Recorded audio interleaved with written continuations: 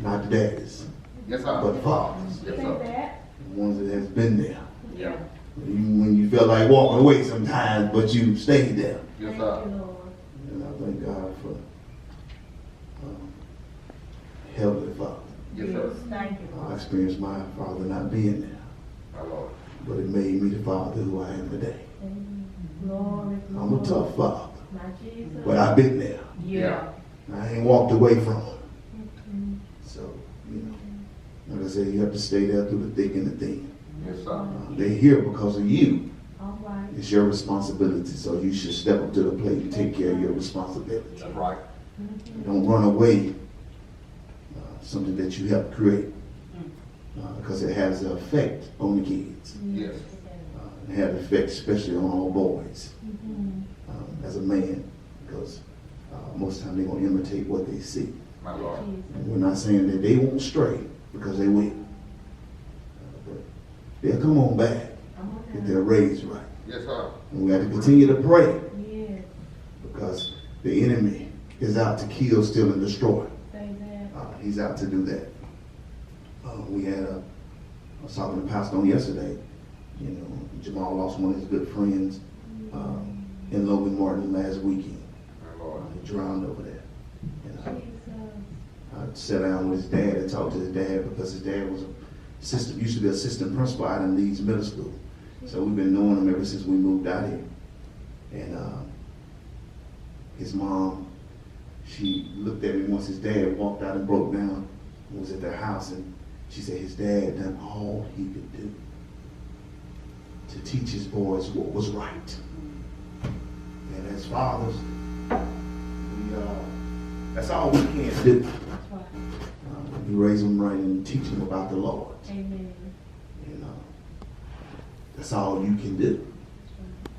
Sometimes as fathers, we may come off a little rough sometimes, but it's good intentions behind it, No doubt about it. because we know how the world is. That's right. And we've been through it. And that's why we try to tell them before they go out there and go do it, when they don't have to go do it. Right. They don't have to go do it. And like I said, so many kids are getting in trouble, or either they're not making it out. So we can't use this. I was talking to Pastor yesterday again and say, well, don't worry about it. Kids gonna be kids. And when they hear you say that, they continue to go do the things because they say, I'm still young, so I can go. No. Because consequences come behind your actions. They come behind your actions. And when you fail to correct them, we hurt as parents. We hurt as parents. Let me not get ahead, because that's part of my message. I get on my head myself. We'll turn to, again, like I said, happy Father's Day to all the fathers.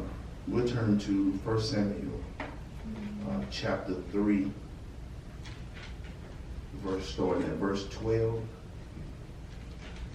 through 18, and then we'll go chapter 4, verses 15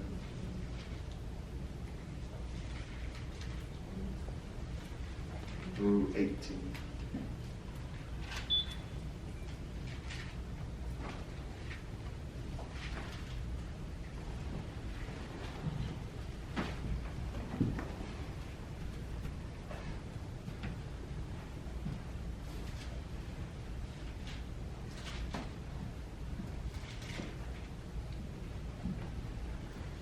And that day I will perform against Eli all things which I have spoken concerning his house.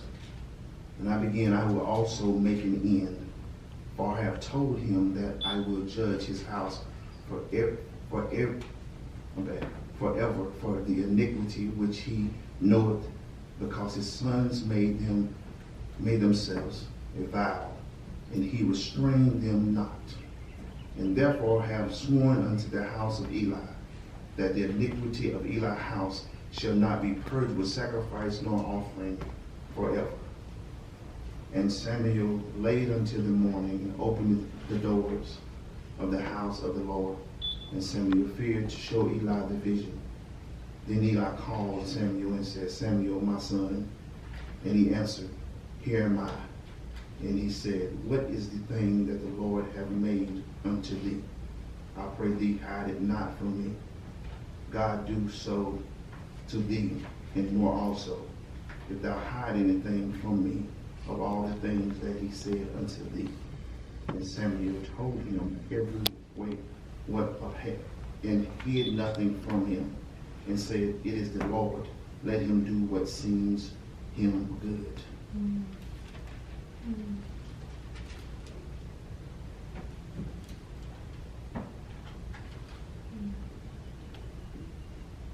Now Eli was 98 years old, and his eyes were dim that he could not see. And the man said unto Eli, I am that come out of the army, and I fled today out of the army. And he said, What is there done, my son? And the messenger answered and said, Israel fled from the Philistines, and there have been also a great slaughter among the people. Thy two sons, Hophni and Phinehas, are dead, and the ark of God is taken. And it came to pass, when he made mention of the ark of God, that he fell from off the seat backwards by the side of the gate, and his neck broke, and he died. For he was an old man and heavy, and he had judged Israel 40 years. You may be seated. I wrestled with this message, not to preach it. You know, I spent some time with AJ yesterday. We went to Jasper to pick up a riding lawnmower yesterday. And we talked. And I told AJ, I said, it's a different from a conversation and correction. And I told AJ, he was talking about a job. I said, AJ, you have to, you need some stability in your life. I said, you can't jump from job to job. You need to stick with one job. I said, find that job and stick with it. You know? Yeah. I said, because, you know, you stay in there 2 weeks and 3 weeks, and then you're going to another job. I said, most of all, you got a son that's looking up to you. You know, and you say you have to start them off young because they're looking even at a young age. Right. And we talked, and we rode, and we talked, and we laughed. And I was struggling on what to preach. And AJ called me this morning, man, he was talking again. And he said, you know, Dad, some of us don't want to tell our kids the truth because we don't want them to be mad at us. My Lord. I said, oh, you don't need to say no more. Now I know what to preach. And that's the problem that we're living in. We don't want to tell our kids the truth. Yeah. My Lord. Because we're scared that they won't talk to us. And with this passage right here, he refused to tell. He talked to his kids. He talked to his two boys, but he refused to correct his two boys. My Lord. And he was a man of God. Now Samuel, which came up under Eli, had to turn around and tell Eli. You could tell he respected Eli because he didn't want to tell Eli what God showed him. My Lord. But Eli knew, he said, don't withhold from me what the Lord has said. Let the Lord do what he seems as good. Because if he would have corrected his sons, just maybe, because if you go back a little bit, it says his sons did not even know the Lord. My. So it's kind of hard for me to grab a little bit because it said they did not know the Lord. So if you are a man of God and your son don't know the Lord, that means that you may not be teaching them the way of the Lord. Help. And I think a lot of times we try to be our kids' friends. Oh, me, yes, have done that. And when we do that, we'll find ourselves in a place of hurt, of disappointment. It said, do not despise the chastisement of the Lord. When the Lord corrects you because he loves you. And we correct them because we love them. Nowadays, we are here in the club with our friends. With our children. Like they are our friends. We are here smoking with our children. We are here drinking with our children. So what are we teaching them? And then when our kids step up and disrespect us, we're angry and mad. How can we get mad when we treat them like they are our friend, or we treat them like they are our brothers, and how can we be mad at the way they're acting? Because they're imitating what they see or what they're being taught. And you have to be careful because you want to break that generation of curse because they're going to pass it down to their kids. Because they're going to say, that's what I've been taught. Mama let me do it. Daddy let me do it. My wife shared something with me the other day of a kid disrespecting their parents right in front of her. Cursing. My wife said she looked at him and she said, I said, what did you say? She said, I didn't say nothing. She said, because I can't correct it. I didn't mean to say it, and I didn't mean to tell her what you. I said, what was your reaction? She said, I just looked. Because if your kid is cursing in front of you, I'm saying, at a young age, at a young age now, we start right here. If your kid is cursing, how are you raising them?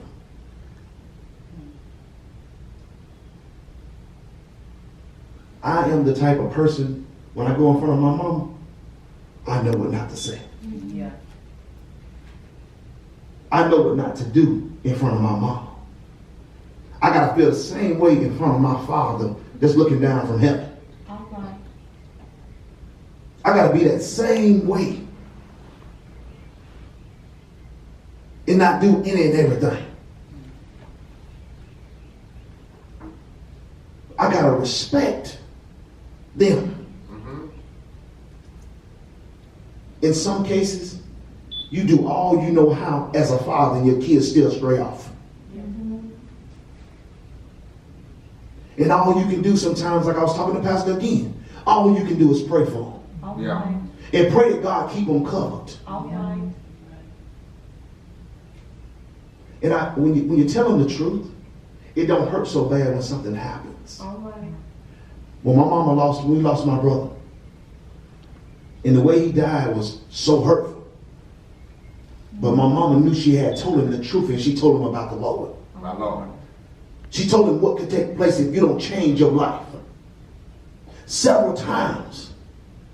But he still refused to listen. My Lord. And the end result of him not listening was death. Yes, I know she hurt him because that's a child. But she told him. Eli refused to correct his children. My Lord. So Samuel had to come to him and tell him. And Samuel came to him and told him. He still didn't go try to correct them. Even though he said, your two sons would die. And Eli still didn't go to the Lord and say, well, Lord, I will correct them. I'll go to him and correct them. And they went to war and ended up dying. And sometimes, like I said, the result of us not telling our kids, it ended up affecting everybody around us. The mama's hurt. The daddy's hurt. The sisters and the brothers hurt. Everybody grieved differently. Even to one of them, wife, went into labor pains, went into labor, and she died also.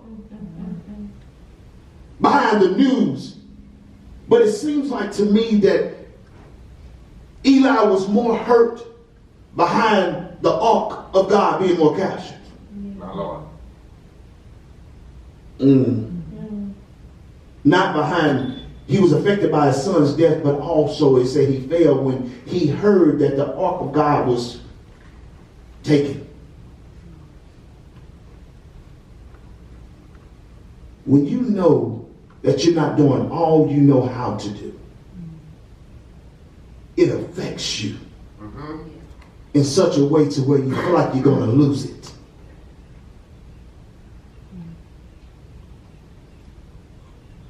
God is calling us to be fathers in our house. In things you can't accept anything to walk in your house and allow anything to go on in your home. For me and my house, we shall serve the Lord. All right. Now, if you can't deal with it and you want to leave, then that's your problem. I'm going to pray for you. Because I got to stand for God for what I didn't teach you in my home. Just like in this house, Pastor has this the way it's going to be. And if you can't obey what the word of the Lord say, Pastor can't stop you from leaving.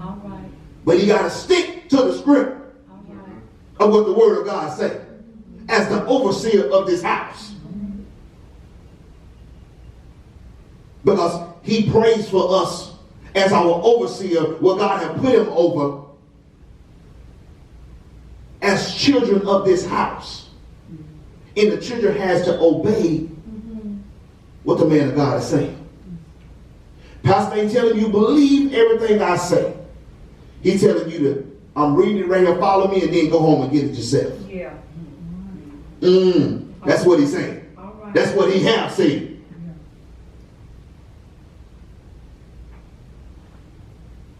It's a standard that we have to set as fathers, whether the kids like it or not.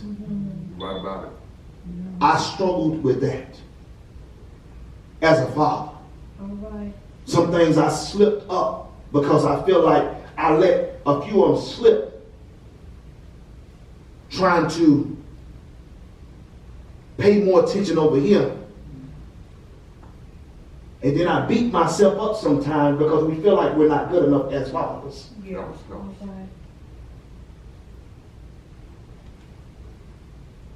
And I heard God speak and say, let it go.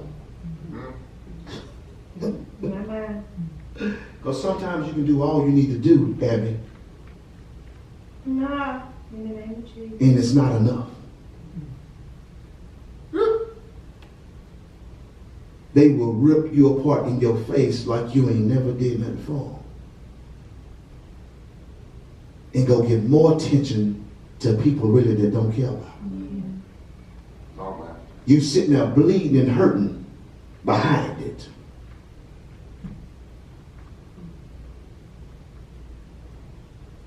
And the moms, I know it's Father's Day, but I'm going to say it. And the moms on the reverse side suffer too when the dad's not in the home. Especially when you're raising a boy. And you want your girls to see how your husband treats your wife and be like, okay, that's what kind of man I want. Right about it.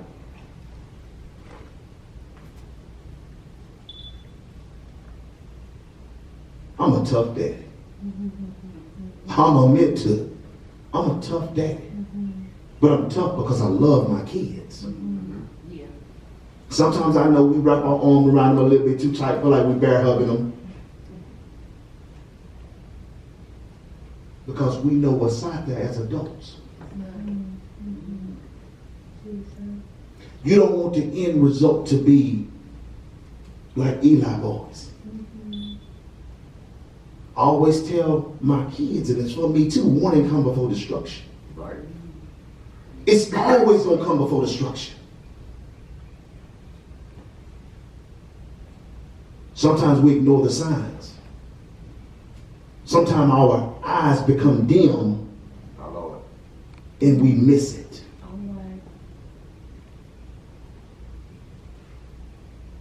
This is not an easy task. This is a tough task being a father. I'm not going to lie to you. I'm almost done. But I'm going to share a little testimony with you. I was raising 6 kids by myself. I never complained to anybody. That was my responsibility. My Lord. Before I met my wife. It was hard. It was tough. I walked to work. Talk, man. Did whatever I needed to do to be there for my kids. Day in and day out. Told them the truth. Didn't ever do anything in front of them that would make them stumble. Mm-hmm. I didn't. If it happened, it wasn't in front of them. Mm-hmm.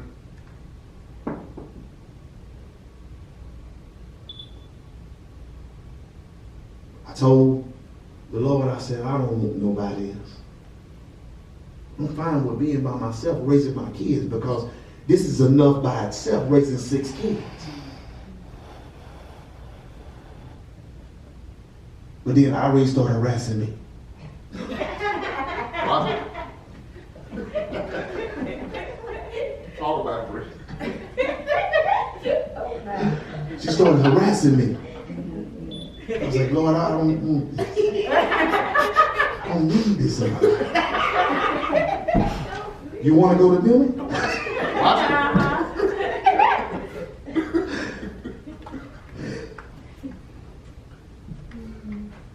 But it's a tough task being a dad. You know, me and Pastor don't talk very much, but when we talk. And we go real deep in conversation. Yes, sir. Because he's someone I can talk to. And we talk about our kids and how much we love them. And we talk about sometimes you just got to let them go.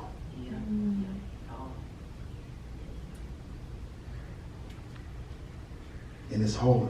But you got to stay. You got to correct. Whether it hurts you and hurt them. This is what you can't do. And if you do that, this is the end result of it.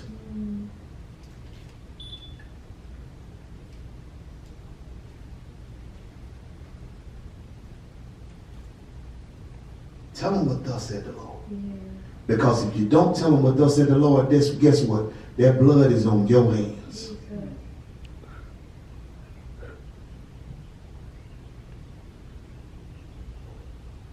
Teach them from a young age how to get out and go work and get it for themselves. Yeah. And not try to get it the easy way. Because the easy way, 2 things going to land them in prison or land them in an early grave. Talk about it. We don't want to speak on a lot of stuff. You go, oh, they're going to come back. They push it on themselves. They're going to come back. Some of them don't make it back. Talk about it.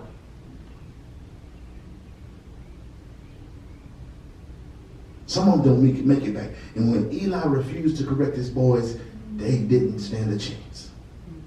They was rebellious. They had evil in their hearts. Because you can believe as you teaching them what you teaching them in the house, the world's teaching them something else. The world's teaching them how to get over.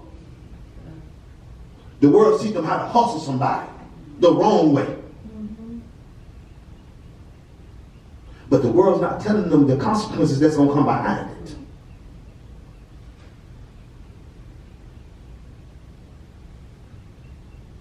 I know it ain't no shouting messages don't supposed to be. Word of God.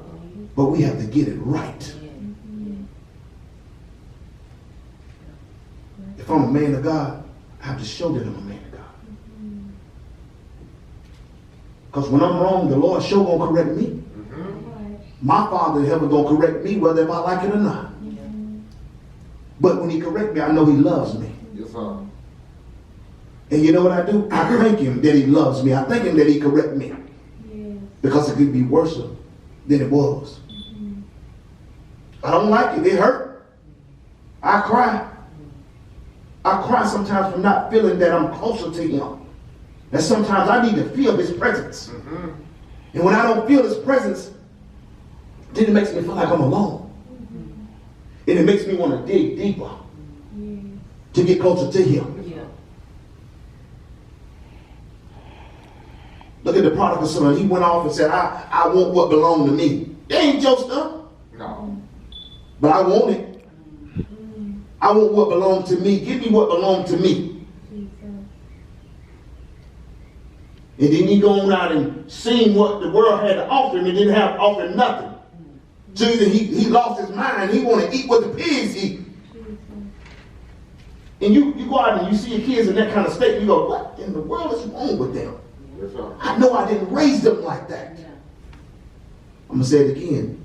The enemy comes to kill, steal, and destroy. So if you're refusing to correct your kids, if pastor see me doing wrong and he refusing to correct me, I need him to correct me. I ain't gonna get upset. I'm like, okay, pal. I know we got two sides of us. I know some of us kind of bipolar sometimes. I know we got two sides of us. You want to be real? Because some of us can get mad and act like we're not mad. And then what happens when we're angry, we won't show up for church. Because we don't like correction. Yeah. Because we're mad and we're angry deep inside. We won't show it to them, but we'll show it to them when we don't walk through them doors. My Lord. Very true. I tell my kids the truth and I walk off. Because I know they're going to give me a face. I know they're going to huff and puff. But I tell them and I walk off. I said, we're not going to argue about it. That's what we're not going to do. I'm trying to tell you something that's going to help you on in life. That's what I'm trying to do. Because if you allow it, then they're going to do it. And by you allowing it, all it's going to do is grow and grow and grow and grow, and it's going to get out of hand. And you're going to say, I wish they would have stopped it when it started. Or at least corrected it. Because you never know, the word would have penetrated. Maybe they were like that for a little while, and the taste, they didn't like it. But by you refusing to correct it, then they knew no better. These kids are sometimes fighting two battles. They're being pulled this way and pulled that way. And when everybody else out there looking like they're having fun in the world, that's what they want to do.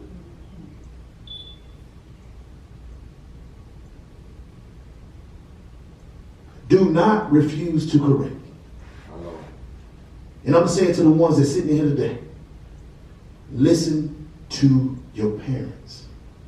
If you don't have a father, listen to your mother.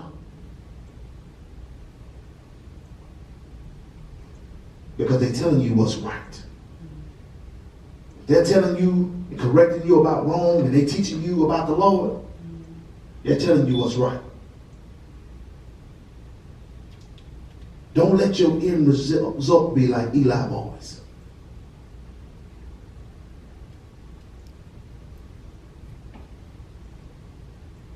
Don't despise when someone chastises you. It's been a journey, but I love being a father. Yes, sir. Because guess what? You got to come to me and ask me, oh, Dad, I need this. Yeah. I said, oh, you do, huh? What about the attitude yesterday? Please? I'll be like, all right. We'll take care of it. I love going out there working on my kids' cars. I know it. And then fixing and see them ride down the road. I love being able to do stuff around the house that benefits my family. Talk. My. Yeah, I can puff my chest up because guess what? I did that. Yes, sir. I did that. Talk, man. But without the Lord, I wouldn't be able to. Right about it. So as fathers, be a father. Not on a day. Hype the kids up about, I'm coming to see you. I'm coming to take you this way. You don't never show up. But somebody else may be influencing that boy out there in the streets. And now you see it and flashing money around and carrying a pistol in his waist. You see him with some rocks in his hand and think it's okay to sell the dope. Because most of the time, when I've seen so many in my hometown that sells the dope, when they hold it in their hand back in the day so long to get in their pores, now guess what they're doing? They're smoking their own supply. Like Jesus. Now they turn into the smoke. It's an end result to everything. Yeah.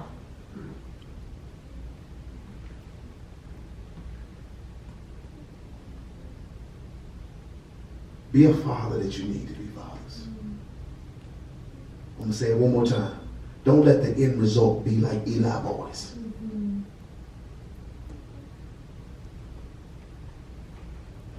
that's my closing. God bless you. All right.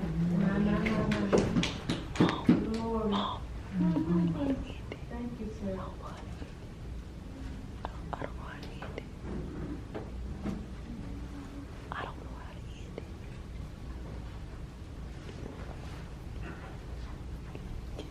Let the church say amen. Amen. We got to be responsible. I think that I tell